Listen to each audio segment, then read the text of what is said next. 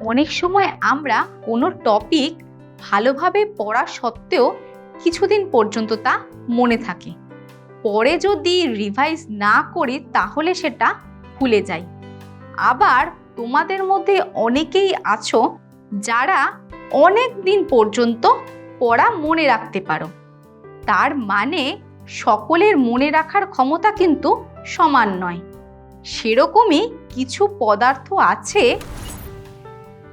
যাদের চৌম্বক ক্ষেত্রে রাখার পর চৌম্বক ক্ষেত্র থেকে সরিয়ে নিলেও তাদের মধ্যে কিছুটা চুম্বকত্ব ধরে রাখার ক্ষমতা থাকে। আর কোনো পদার্থের এই চুম্বকত্ব ধরে রাখার ক্ষমতাকে পদার্থটির ধারণ ক্ষমতা বা রিটেনটিভিটি বলে। যেসব পদার্থে এই ধর্ম দেখা যায় তাদের ফেরোম্যাগনেটিক মেটেরিয়াল বা অয়স্চুম্বক পদার্থ বলা হয়।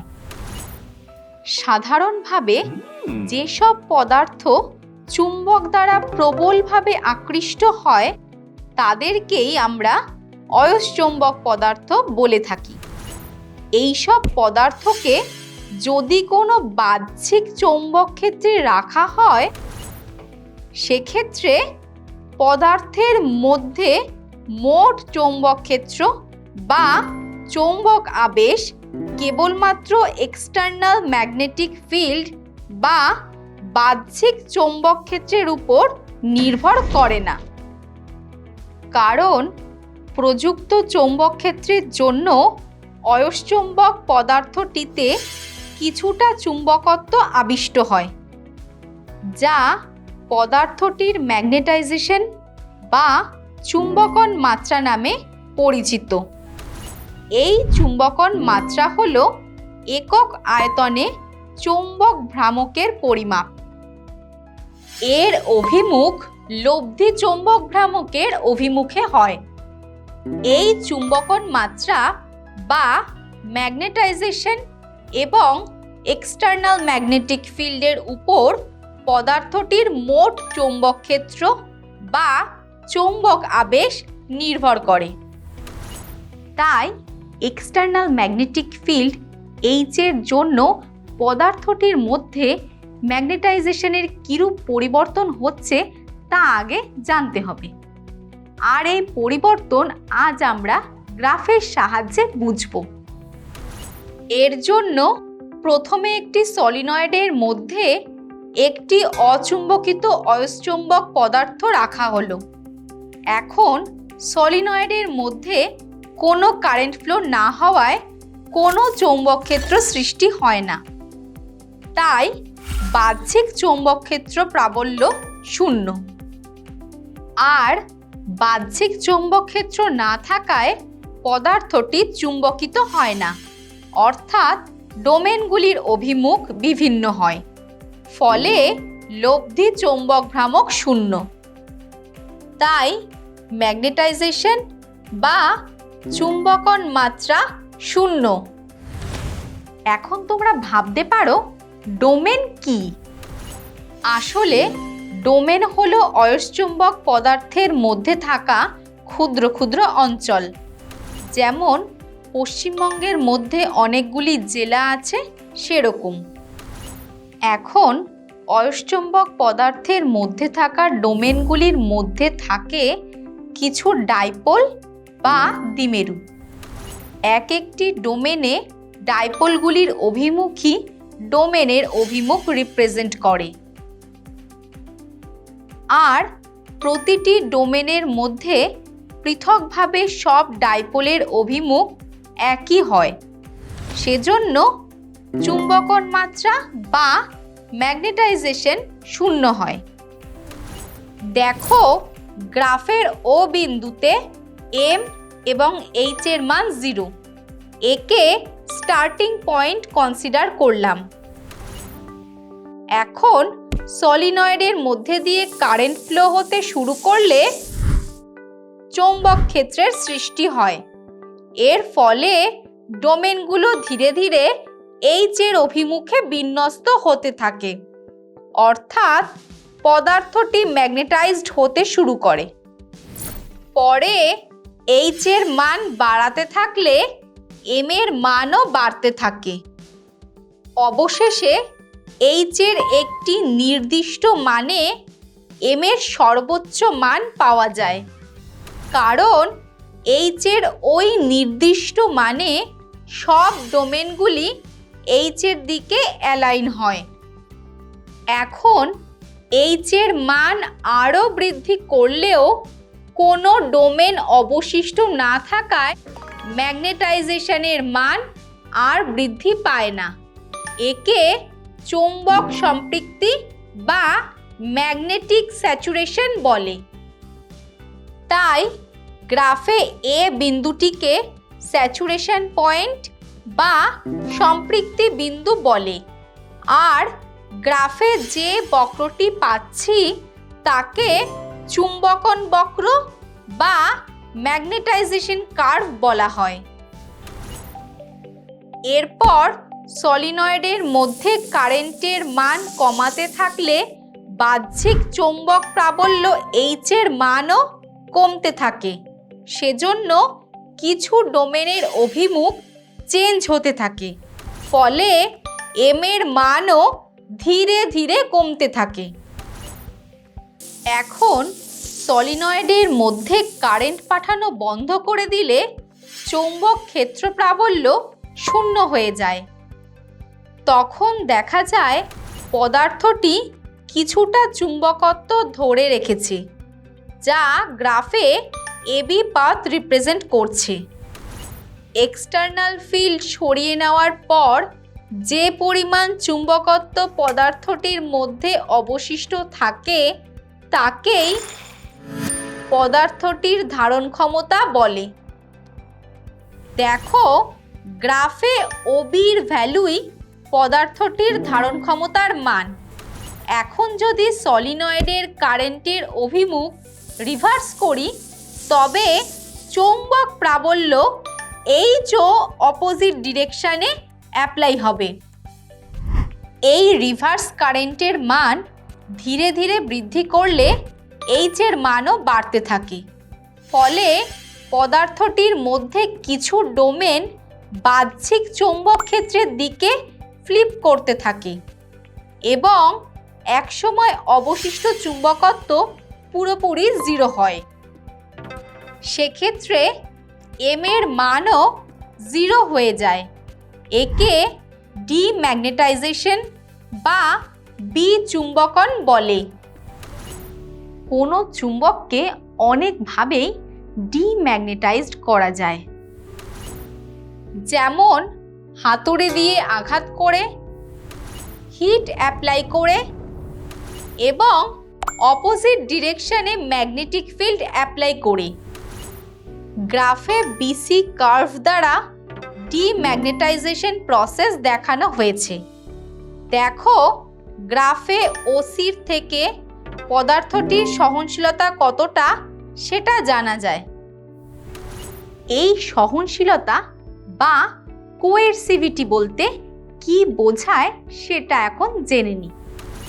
কোনো অয়স্চৌম্বক পদার্থকে ডিম্যাগনেটাইজড করতে ঠিক যে পরিমাণ বিপরীতমুখী চৌম্বক ক্ষেত্র প্রয়োজন তার প্রাবল্যকে পদার্থটির সহনশীলতা বা ইন্ট্রিনজিক কোয়েরসিভিটি বলে। এখন সলিনয়েডের মধ্যে বিপরীতমুখী তড়িৎ প্রবাহ আরও বৃদ্ধি করা হলে এইচ এর মানও বৃদ্ধি পায়। এর জন্য সব ডোমেনগুলো ধীরে ধীরে এইচ এর দিকে অ্যালাইন হতে থাকে। পরে গ্রাফের ডি বিন্দুতে স্যাচুরেশনে পৌঁছায়।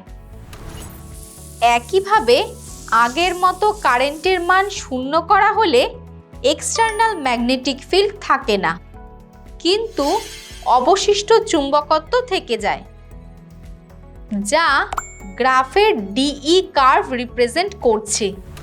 পরে অবশিষ্ট চুম্বকত্ব জিরো করতে এক্সটার্নাল ম্যাগনেটিক ফিল্ডের অভিমুখ চেঞ্জ করে এর মান বৃদ্ধি করা হলো। গ্রাফে এফ বিন্দুতে এম এর মান আবার জিরো পাওয়া গেল। এখন চৌম্বক ক্ষেত্র প্রাবল্য H আরও বাড়ানো হলে এ বিন্দুতে আবার স্যাচুরেশন পাওয়া যায়। পরে সাইকেলটি রিপিট হতে থাকে।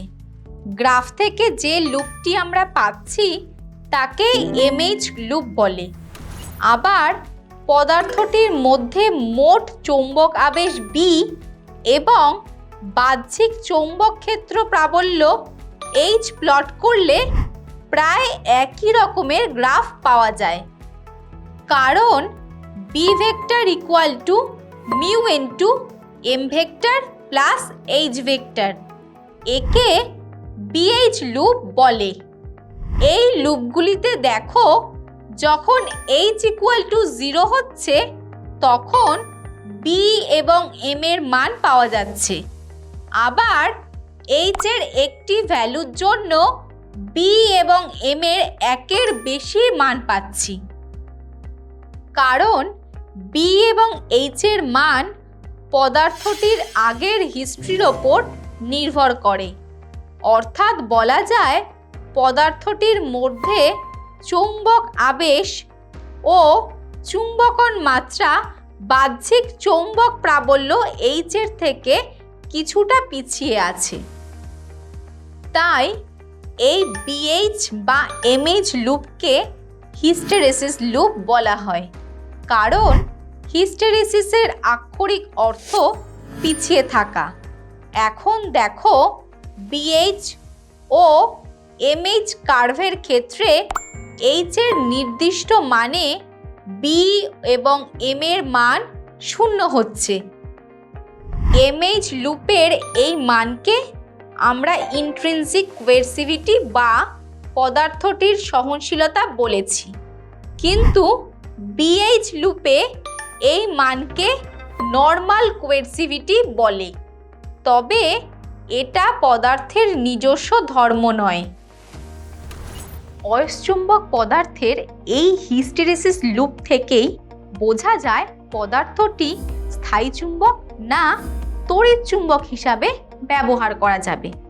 বিষয়টা উদাহরণের সাহায্যে বুঝে নিই চলো।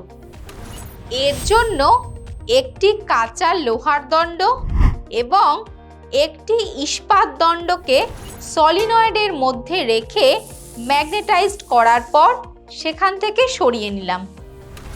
এখন দেখো, কাঁচা লোহার দণ্ডের থেকে ইস্পাত দণ্ডটি বেশি লোহার টুকরোকে আকর্ষণ করছে।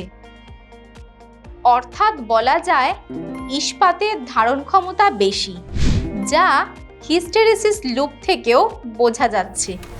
আবার হাতুড়ি দিয়ে দণ্ড দুটিকে আঘাত করলে কাঁচা লোহার দণ্ডটি চুম্বকত্ব হারিয়ে ফেলে, কিন্তু ইস্পাত দণ্ডটিতে কিছুটা চুম্বকত্ব তখনও থাকে। তাই বলা যায় ইস্পাতের চুম্বকত্ব বিনষ্ট করার জন্য আরও বেশি ডিম্যাগনেটাইজড করতে হবে।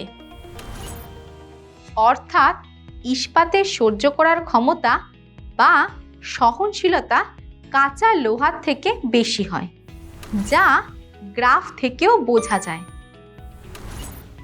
আর ইস্পাতের এই ধর্মের জন্যই একে স্থায়ী চুম্বক এবং কাঁচা লোহাকে তড়িৎ চুম্বক নির্মাণে ব্যবহার করা হয়। এখন স্থায়ী চুম্বক এবং তড়িৎ চুম্বকের জন্য কেমন ফেরোম্যাগনেটিক সাবস্টেন্স ব্যবহার করা হয় তা জেনে নিই চলো। স্থায়ী চুম্বকের জন্য ব্যবহৃত পদার্থের ধারণ ক্ষমতা, চৌম্বক আবেশ, সহনশীলতা এবং চৌম্বক ভেদ্যতা উচ্চমানের হওয়া দরকার। আর তড়িৎ চুম্বকের জন্য ব্যবহৃত পদার্থের ধারণশীলতা ও সহনশীলতা কম এবং চৌম্বক আবেশ ও হিস্টেরেসিস ক্ষয় কম হয়। আচ্ছা, এই হিস্টেরেসিস লস কি? চলো সেটা জেনে নিই। কোনো ফেরোম্যাগনেটিক মেটেরিয়ালকে ম্যাগনেটাইজড করা হলে ওই মেটেরিয়ালে কিছুটা শক্তি সঞ্চিত থেকে যায়। পরে পদার্থটিকে ডিম্যাগনেটাইজড করা হলে আগের সঞ্চিত শক্তি ক্ষয় হয়ে তাপ শক্তিতে পরিবর্তিত হয়। একেই হিস্টেরেসিস লস বলে। এই হিস্টেরেসিস লস পরিমাপ করা যায় হিস্টেরেসিস লুপের ক্ষেত্রফল থেকে। অর্থাৎ হিস্টেরেসিস লুপের ক্ষেত্রফল কম হলে প্রতি সম্পূর্ণ চক্রে পদার্থের হিস্টেরেসিস জনিত ক্ষয় কম হয়, আর সেই জন্যই কাঁচা লোহার হিস্টেরেসিস লস ইস্পাতের থেকে কম। তাই কাঁচা লোহাকে তড়িৎচুম্বক হিসাবে ব্যবহার করা হয়। এখন যেসব ফেরোম্যাগনেটিক মেটেরিয়ালস তড়িৎচুম্বক ও স্থায়ী চুম্বক হিসেবে ব্যবহার হয় সেগুলো স্ক্রিনে দেখে নাও। স্থায়ী চুম্বক হিসেবে যেগুলো ব্যবহার করা হয় তাদের সাধারণত হার্ড ফেরোম্যাগনেটিক মেটেরিয়ালস এবং তড়িৎচুম্বক হিসেবে যেগুলি ব্যবহৃত হয় তাদের সফট ফেরোম্যাগনেটিক মেটেরিয়ালস বলে।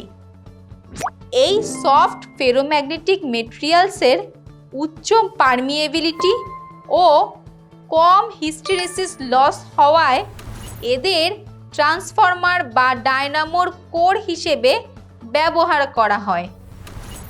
আজকাল পারম্যালয় এবং ট্রান্সফর্মার ইস্পাত নামক সংকর ধাতু ট্রান্সফর্মারের মজ্জায় ব্যবহার করা হয়।